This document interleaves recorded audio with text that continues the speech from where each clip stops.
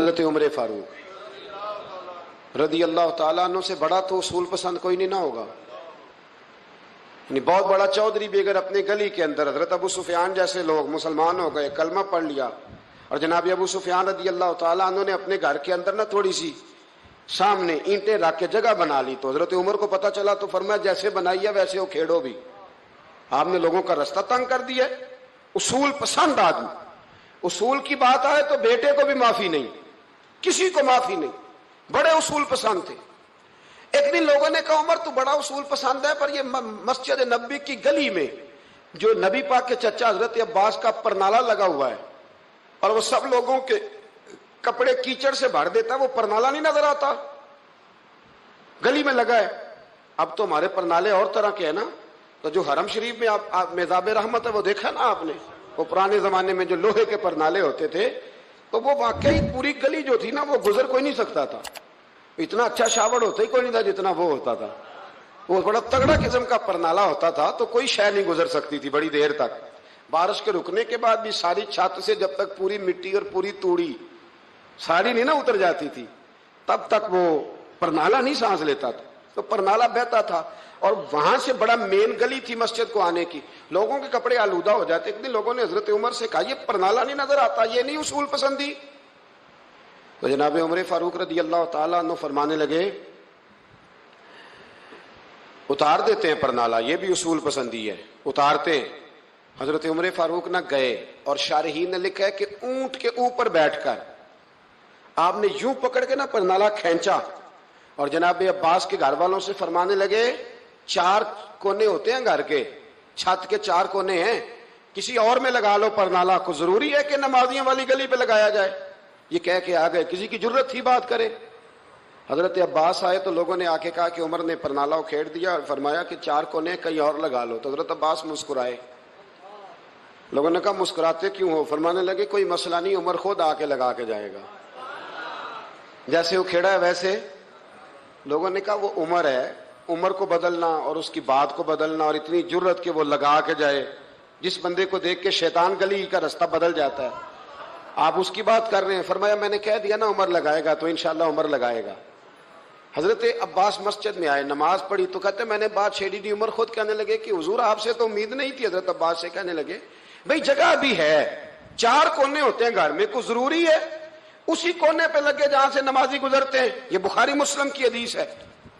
حضرت عباس کہنے لگے عمر 4 کونے ہیں, میرے پاس جگہ بھی ہے پرنالے کی, میں نے بھی کئی دفعہ سوچا تھا وہ کھیڑ دوں, اور میں بھی اسی گلی سے گزرتا ہوں, میرے کپڑوں میں بھی کیچڑ بڑی دفعہ پڑا ہے, پر مجبوری یہ ہے وہ کھیڑ اس لیے نہیں سکتا کہ یہ پرنالہ میرے نبی کریم نے اپنے دستے مبارک سے لگایا تھا.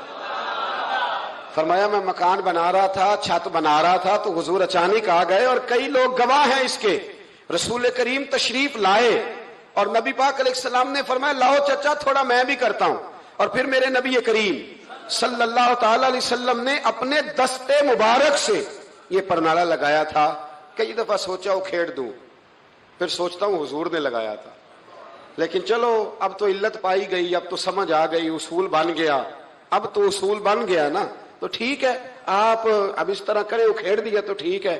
جناب کہنے لگے پہلے کیوں نہیں بتایا؟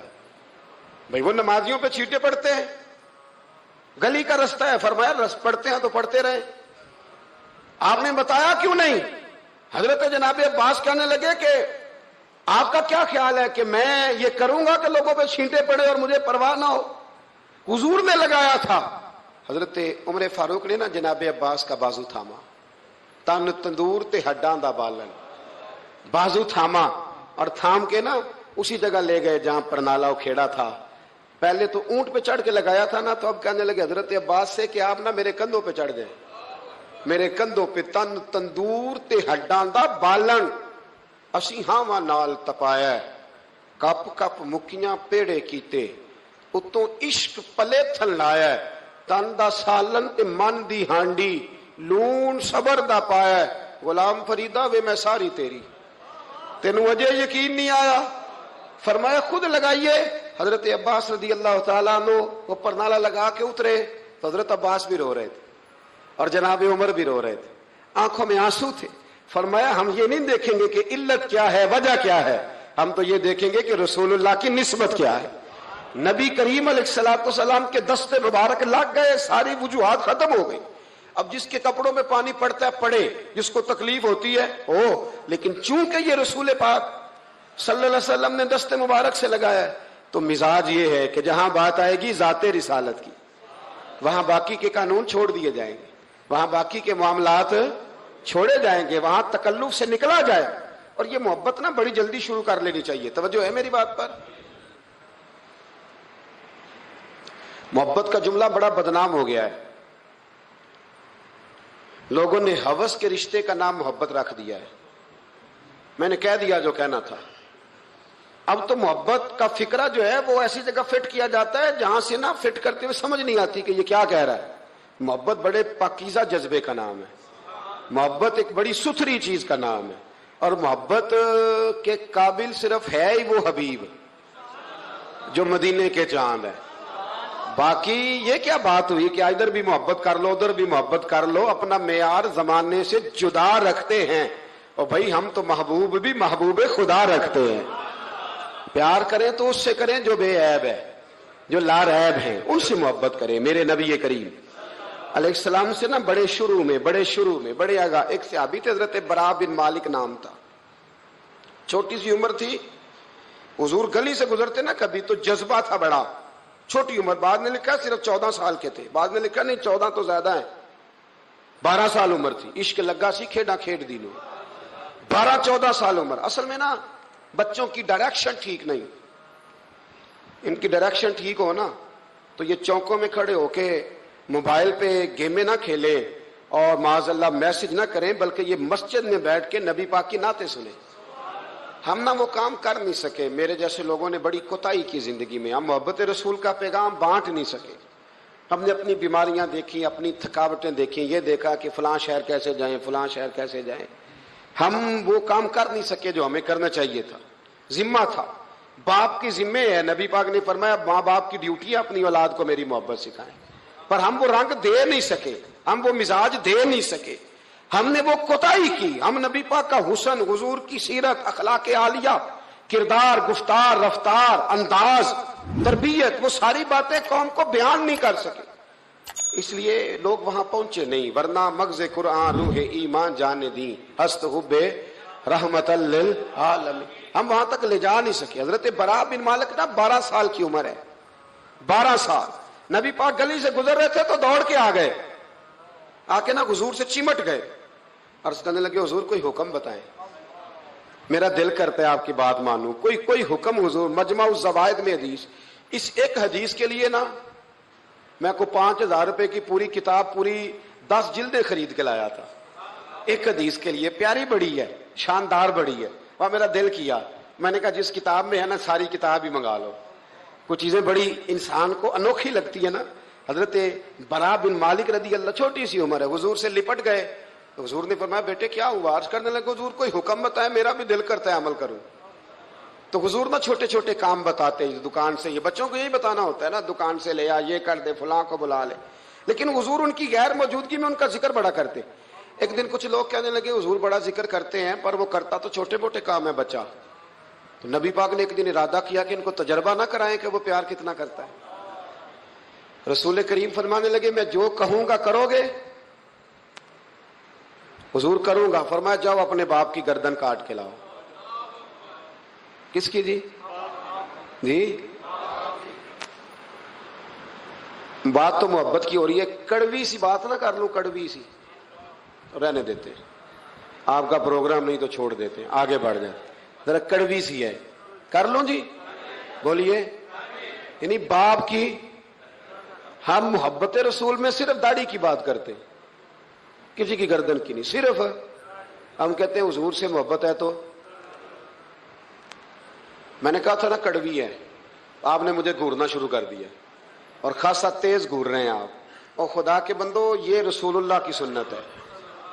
کسی کو نہ اچھی لگے, کسی کوئی تعریف نہ کرے, پر میرے رسول کو تو اچھی لگتی ہے کہ نہیں. نبی, ایک بندہ مجھے کہتا ہے داڑھی کے نام پہ لوگ تانے بڑے دیتے ہیں, داڑھی رکھی ہے تو یہ کرتا ہے. تو میں نے کہا یہ نبی پاک کے نام کا تانا, اسے خوش ہو کے قبول کر, اس کا بڑا مزہ ہے. اس کو یوں سینہ کھول کے کہہ دے تانا, دے تانا. تو کبھی کبھی نا ایسا ہوتا تھا، میں پڑھتا تھا تو کبھی گزرتے تو کہتے وہ جا رہے ہیں داتا صاحب والے، وہ جا رہے ہیں غوث پاک والے. تو میں نے کہا الحمدللہ، یہ اس طرح ہمیں روز چھیڑا کرو، اس طرح روز چھیڑا کرو، ہمیں خوشی ہوتی ہے. اور یہاں بھی کہنا اور قیامت میں جا کے بھی یہی کہنا کہ یہ داتا صاحب والے ہیں، وہاں بھی کہنا کہ یہ غوث پاک والے ہیں. یہ چھیڑو ہمیں، ہم یہ چھیڑتے ہو تو ہمیں مزہ آتا ہے. یہ کہا کرو، ہمیں روز کہا کرو. اللہ تعالیٰ ہمیں عقیدے پر استقامت نصیب فرمائے. آگے بڑھتا ہوں، بات مکمل کرتا ہوں. حضرت برا بن مالک رضی اللہ تعالیٰ عنہ نا، حضور نے فرمایا جا اپنے ابا کا سر کاٹ کے لا. تو وہ دوڑے. ایک روایت میں ہے کہ مولا علی کے گلے میں تلوار لٹک رہی تھی، یوں کھینچی، اور اس نے جذبات سے دوڑے کہ حضور نے فرمایا اسے پکڑ لو ورنہ یہ گردن کاٹ بھی لائے گا، پکڑ لو اسے ورنہ یہ کاٹ دے گا. اللہ کی قدرت کے تھوڑا وقت گزرا تو وہ بیمار ہو گئے. دن میں 2 مرتبہ میرے نبی پاک تیمارداری کرنے جاتے. ایک شام رسول کریم تشریف لے گئے تو حضور سرانے بیٹھے، ماتھے پہ ہاتھ رکھا تو کریم محبوب ان کے باپ کی طرف کان میں کچھ کہا ان کے والد سے، حضور رونے لگے. اور پھر حضور نے دوبارہ ماتھا چوما، پیار کیا اور چلے گئے. حضرت برا بن مالک چھوٹی عمر تھی، کچھ نے لکھا طلحہ بن برا نام تھا ان کا. تو حضرت طلحہ بن برا نا اپنے ابا کو قریب بلایا اور چارپائی میں بٹھایا. کہنے لگے ابا جی حضور کیا فرما گئے؟ کہا بیٹا تیرے والی بات نہیں. کہا نہیں بتائیے. کہا نبی کریم علیہ السلام نے فرمایا کہ شام کو نا میرے طلحہ کا انتقال ہو جائے گا، اور جب اس کی روح پرواز کر جائے تو مجھے خبر کرنا، میں آ کے جنازہ پڑھاؤں. ٹھنڈ بڑی تھی مدینے میں، ٹھنڈ بڑی تھی. حضرت طلحہ نے نا اپنے باپ کا ہاتھ پکڑا اور اپنے سینے پہ رکھا. کہنے لگے ابا حضور تو جو فرما گئے پر میری وصیت یاد رکھنا، نبی پاک کے دین کا قانون یہ ہے کہ جب کوئی انتقال کر جائے تو جلدی دفن کرو. اس طرح کرنا، رات کا وقت ہوگا جب میرا انتقال ہوگا تو فوراً غسل دے کے نا دفن کر دینا، نبی پاک کو خبر نہ کرنا، نہ بتانا. عمر دیکھو اور بات دیکھو.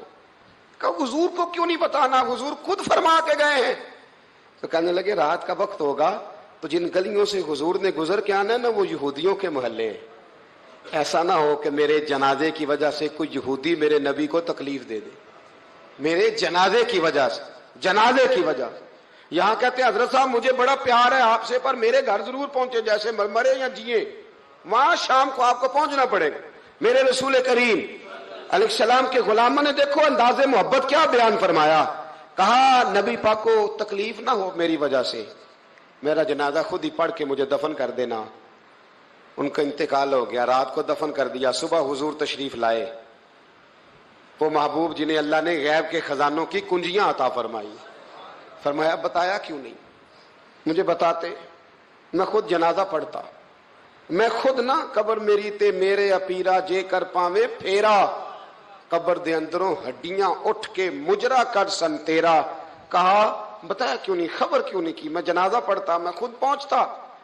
تو باپ رو پڑے، عرض کرنے لگے حضور میرا تو پتر تھا، میرے لیے اس سے بڑی سعادت کیا ہوتی کہ آپ جنازہ پڑھاتے، پر اس نے وصیت کر دی تھی کہ حضور کو بتانا نہیں، تکلیف ہوگی. نبی کریم فرمانے لگے بتاؤ مجھے اس کی قبر کہاں ہے. اور یارو غور کرنا، ساری دنیا گنبد خضرا روضہ رسول پہ اور نبی پاک ایک غلام کی قبر پہ تشریف لے گئے. خود نبی کریم گئے اور آج حضور نے دعا انوکھی فرمائی. فرمایا اے اللہ جب میرا طلحہ تجھ سے ملے نا تو ذرا اس سے مسکرا کے بات کرنا جو تیری شان کے لائق. رسول اللہ کی محبت، نبی پاک کی غلامی، رسول اللہ کا پیار. اعلیٰ حضرت کہتے ہیں جان ہے عشق مصطفیٰ، روز فضو کرے خدا. او بھائیو جس کو ہو درد کا مزہ وہ نازے دوا اٹھائے کیوں. اور اعلیٰ حضرت فرماتے ہیں جلنا تو ہے، کوئی دولت کے لیے جلتا ہے، کوئی شہرت کے لیے جلتا ہے، کوئی اقتدار کے لیے جلتا ہے. فرمانے لگے اے عشق تیرے صدقے جلنے سے چھٹے سستے، جو آگ بجھا دے گی وہ آگ لگائی ہے، جو ساری آگ بجھا دے گی وہ.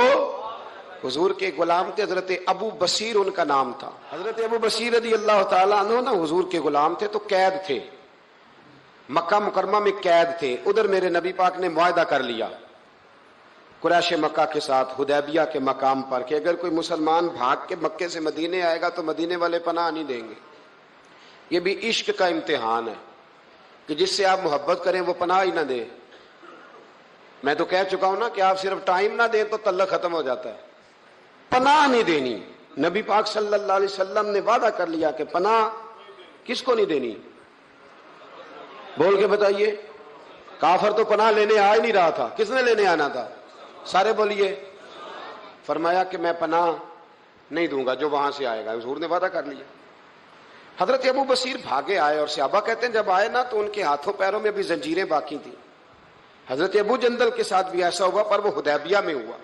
لیکن یہ مدینے آئے, زنجیریں تھیں, خون بہ رہا تھا, اور تڑپ کے روئے, یا رسول اللہ مجھے بڑا مارتے تھے وہ. حضور میں جیل توڑ کے بھاگا ہوں. ابھی اللہ کے رسول ان کی بات سنی رہے تھے کہ 4 بندے قریش مکہ کا خط لے کے آ گئے, آپ کا وعدہ تھا آپ پناہ نہیں دیں گے. کتنا مشکل مقام ہے. ایک غلام بھاگ کے آ جائے, میں کہا کرتا ہوں کہ صرف آپ ساتھ لے کے نہ جائیں آئیں تو لوگ کہتے ہیں کہ میرے سے تو دلچسپی چھوڑ گئے. حالانکہ اصل محبت اس کی ہوتی ہے کہ محبوب توجہ بھی نہ کرے, پر وہ کہے کہ میری تو ڈیوٹی غلامی کرنا ہے نا. یہ اصل محبت ہے, یہ عین محبت. میں نے آپ کو پہلے بھی کئی دفعہ کہا, میرے حضرت صاحب رحمۃ اللہ علیہ کچھ بندوں کو اٹھ کے ملتے اور کچھ آتے تو سلام بھی پورا سا لیتے. میں نے ایک دن کہا حضور سارے ہی مرید ہیں, پیر بھائی ہیں, تو کچھ سے آپ بڑا اٹھ کے بغل گیر ہوتے ہیں, پیار کرتے ہیں, کچھ سے صرف ٹھیک ہے گزارا ہو جائے گا.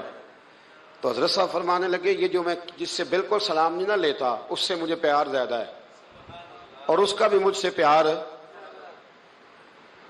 میں نے کہا جی وہ کس طرح؟ کہنے لگے کچھ بندے ایسے ہوتے ہیں پروٹوکول نہ دو تو ڈر ہوتا ہے بھاگ جائیں گے, اور کچھ کا پتہ ہوتا ہے کہ جوتے بھی مارو تو یہ ہمارا, یہ جا نہیں سکتا کہیں, جوتے بھی مارو تو کہیں جائے گا, یہ اس کو کسی پروٹوکول کی ضرورت.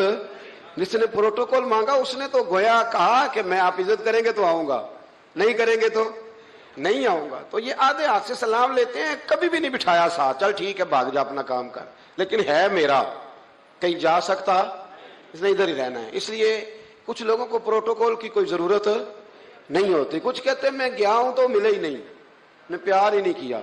تو بھئی یہ ابھی آپ کچے ہیں, آپ کو پکا ہونا چاہیے, ابھی پختگی کی ضرورت ہے. سمجھے جو بات عرض کرنے لگا.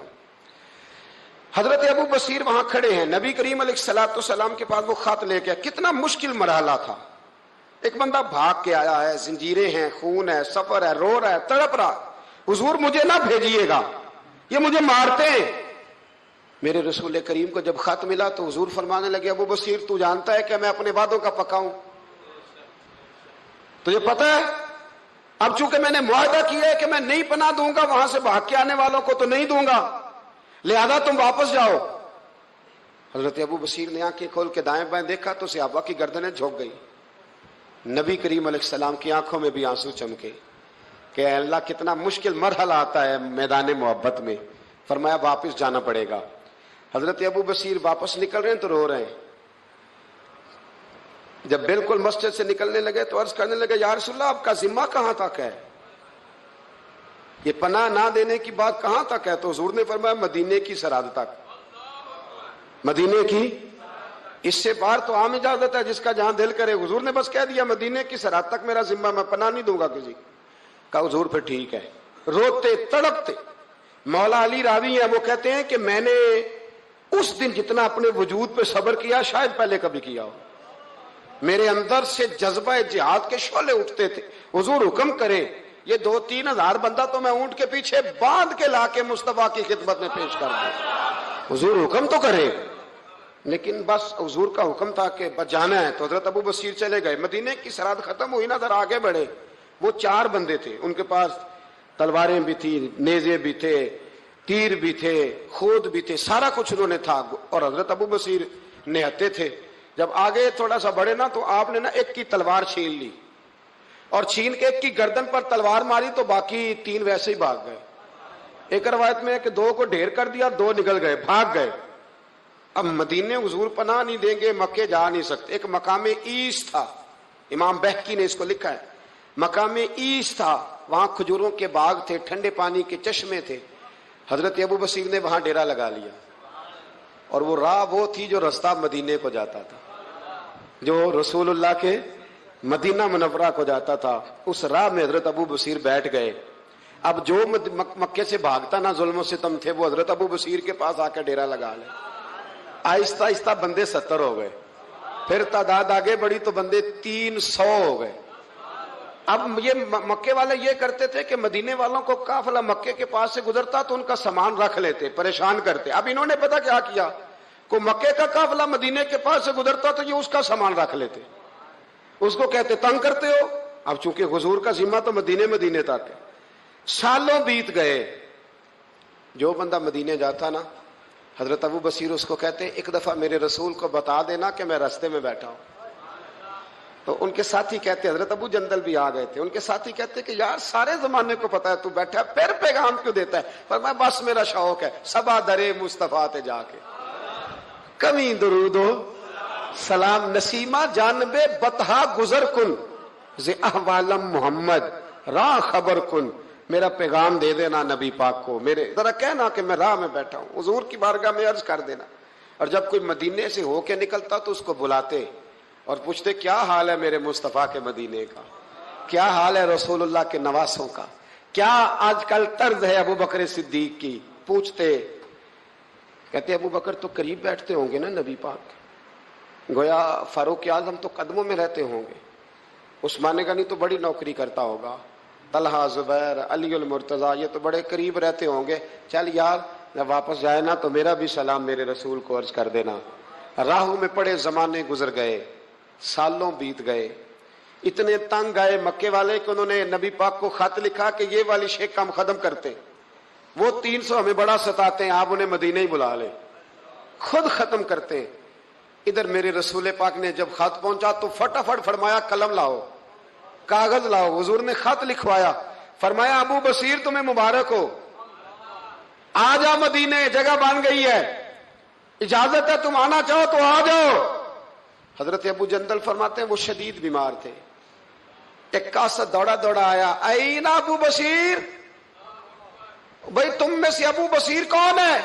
ہم نے اشارہ دیا یہ ہے حضرت ابو بصیر. تو وہ قاصد آیا، جب اس نے خط دیا نا تو اتنے کمزور تھے کہ اٹھ کے بیٹھا نہیں جاتا تھا. وہ خط پڑھا تو ان کی آنکھوں میں کھل کے آنسو آئے اور کہنے لگے ابو جندل ادھر آ، یہ خط تو پڑھ. کہتے میں نے خط پڑھا تو رو پڑے. کہنے لگے فزت برب الکعبہ، رب کعبہ کی قسم میں کامیاب ہو گیا. یہ دیکھ میرے نبی کا نا پیغام آ گیا، دیکھ پیغام آیا ہے، حضور کا پیغام آیا کہ تو آ جا. یہ لفظ کہے، کلمہ پڑھا، روح پرواز کر گئی. کلمہ فزت برب اللہ، سجنا سا توڑ دی بھائی تے جان دیتی راہ تیرے، پرواز کر گئی روح. پھر میرے محبوب کے صحابہ نے وہاں مسجد بنائی جہاں انہیں دفن کیا. حضرت ابو جندل نے وہاں مسجد بنائی اور پھر میرے رسول ان کی قبر پہ تشریف لائے. حضور نے دعائیں فرمائی. صاحبو، جن لوگوں نے نبی پاک علیہ السلام سے محبت کی، انہوں نے ذات رسالت کے ساتھ، حضرت ام حبیبہ تھی نا، جب آپ نبی پاک کی ذات سے پیار کرتے ہیں تو پھر آپ کے لیے دین پہ عمل کرنا بھی آسان ہوتا ہے، پھر کوئی بات ماننی مشکل ہے. بھئی ہمارا تو بیٹا، ہم پیار کرتے ہیں تو بیٹا سارا کچھ منوا لیتا ہے. منواتا ہے کہ نہیں منواتا؟ بیٹی نہیں منوا لیتی. تو کیا جب حضور سے پیار کریں گے تو دین ہم سے سارا کچھ نہیں منوا لے گا؟ سارا کچھ منوا لیتا ہے. حضرت ام حبیبہ، صحیح سند کی روایت درج کر رہا ہوں، حضرت ام حبیبہ حضور کی زوجہ ہیں، جناب ابو سفیان رضی اللہ تعالیٰ عنہ کی صاحبزادی ہیں. مدینہ منورہ پیغام آیا کہ ابو سفیان وصال کر گئے، انتقال ہو گیا. بیٹی کے لیے خبر آئی کہ باپ فوت ہو گیا. 3 دن عدت گزری تو چوتھے دن ام المومنین حضرت ام حبیبہ اٹھی، غسل کیا، دھلے ہوئے کپڑے پہنے اور اپنے جسم کو خوشبو لگائی. عورتیں کہنے لگی، آپ کو پتہ ہے نا تانے ملتے ہیں کہ 3 دن ہوئے ابا فوت ہوا ہے، اور ام حبیبہ اٹھ کے فٹافٹ یہ کام کر لیا. تو آپ فرمانے لگی مجھے کوئی ضرورت نہیں، باپ کا غم میرے دل میں ہے. پر میرے نبی پاک نے فرمایا جو بی بی اللہ اور آخرت پر ایمان رکھتی ہے نا، وہ سوائے اپنے شوہر کے کسی کا سوگ 3 دن سے زیادہ نہ منائے. جو اللہ اور اس کے رسول پر اور آخرت پر ایمان رکھتی ہے وہ اپنے شوہر کے علاوہ کسی کا سوگ 3 دن سے زیادہ، مرد کے لیے بھی یہی حکم ہے کہ 3 دن سے زیادہ سوگ، چلو کوئی آ گیا فاتحہ پڑھنے تو فاتحہ پڑھ لے، لیکن 3 دن کے بعد کام کرے. تو حضرت ام حبیبہ کہنے لگی نہ میں نے کہیں جانا تھا، نہ میرے گھر میں مہمان آنے تھے، پر چونکہ میرے نبی کا حکم ہے لہذا یہ جو میں نے کیا ہے نا، یہ میں نے اپنے محبوب کی محبت میں کیا ہے. اب مجھ پر دین پہ عمل کرنا کوئی مشکل ہے نہیں، اب آسان ہو گیا. حضور سے پیار کریں. اس کا طریقہ یہ ہے کہ نبی کریم کی حدیثیں سیکھیں، سیرت کو پڑھیں. نبی رحمت علیہ السلام کے زندگی کے واقعات کو سنیں، کان لگائیں، کوئی اچھی نعت پڑھے تو اس پر توجہ کریں۔ علامہ اقبال کہا کرتے تھے اگر لوگوں کے دلوں میں حضور کی محبت پیدا کرنی ہے تو میلاد کی محفلیں زیادہ کرو اور بچوں کو نبی پاک کی سیرت زیادہ سناؤ، اور اگر چاہتے ہو تمہارے اپنے دل میں بہت زیادہ محبت پیدا ہو تو درود و سلام زیادہ پڑھو۔ یہ اصل ہے، اصل دین ہے، روح دین۔ اپنی زندگی میں اس محبت کے لیے زیادہ جگہ بنائیں۔ باقی جتنی محبتیں یہ تنگ کریں گی، قبر میں پریشان کریں گی، اور اگر نبی پاک کی محبت ہوئی تو اعلیٰ حضرت فرماتے ہیں لحد میں عشق رخ شاہ کا داغ لے، ہم نے اندھیری رات سنی تھی تو چراغ لے کے چلے، اندھیری رات سنی تھی تو چراغ لے کے چلے۔ ایک تو بڑی معروف حدیث بخاری مسلم میں موجود ہے کہ عروہ بن مسعود ثقفی کہتے ہیں جب میں آیا اور میں واپس گیا تو جا کے پھر انہوں نے کہا قریش مکہ سے جا کے مسلمانوں کی جنگی صلاحیت کا ذکر نہیں کیا، بلکہ جا کے کہنے لگے یار میں بڑی دنیا پھرا ہوں پر جو ادب نبی پاک کے غلام اپنے نبی کا کرتے وہ میں نے کسی کا دیکھا نہیں ہے۔ دوسری روایت بخاری مسلم میں حضرت انس بن مالک رضی اللہ تعالیٰ عنہ کی ہے۔ حضرت انس بن مالک رضی اللہ تعالیٰ عنہ ارشاد فرماتے ہیں کہ نبی پاک علیہ السلام کے جب ایام وصال قریب آئے نا تو حضور مسجد میں آنا جانا کم فرما دیا تھا، کئی دن حضور تشریف نہیں لاتے تھے، تبھی علالت کے باعث۔ یہ بھی اللہ تعالیٰ کی قدرت کاملہ ہے۔ فرماتے ایک دن نا پیر شریف کا دن تھا اور فجر کی جماعت تھی اور جناب ابو بکر صدیق نماز پڑھا رہے تھے۔ اچانک نہ حضور کا دل کیا غلاموں کو دیکھنے کو، تو حضور نے نا حضرت عائشہ صدیقہ کے مکان کے حجرے کا پردہ سرکا کے نا تو غلاموں کو دیکھا۔ اب تو ماشاءاللہ بہت سارے لوگوں نے مدینے کی زیارت کر لی ہے، تو آپ جانتے ہیں کہ یہاں کر کے ان کا مکان ہے، تو یہاں اگر سامنے امام کھڑا بھی ہو تو مقتدی دیکھ بھی لے پردہ سرکا ہے تو یہ پہلے والے دیکھ لیں گے جو قریب ہیں، آخری والے تو نہیں نہ دیکھ سکتے۔ میری طرف دیکھے نا یار، ہاں نہ تو کرے نا، اب تو اتنی تو گرمی اللہ نے کی نہیں اس رمضان میں، اتنی تو گرمی کی نہیں، جتنا ٹھنڈ میں بھی سو جاتے ہو، سخت گرمی ہو پھر بھی سو ہی جاتے ہو۔ مہربانی کرو نا، تھوڑا جاگو، اللہ آپ کو جزائے خیر عطا فرمائے۔ میں جو بات کر رہا ہوں اس پہ غور کرو۔ بھائی یہاں سے پردہ سرکایا کسی نے تو یہ 5 7 10 جو قریب کے نمازی ہیں وہ تو دیکھ لیں گے، تو وہ جو صف کے اینڈ پہ ہیں وہ کیسے دیکھیں گے؟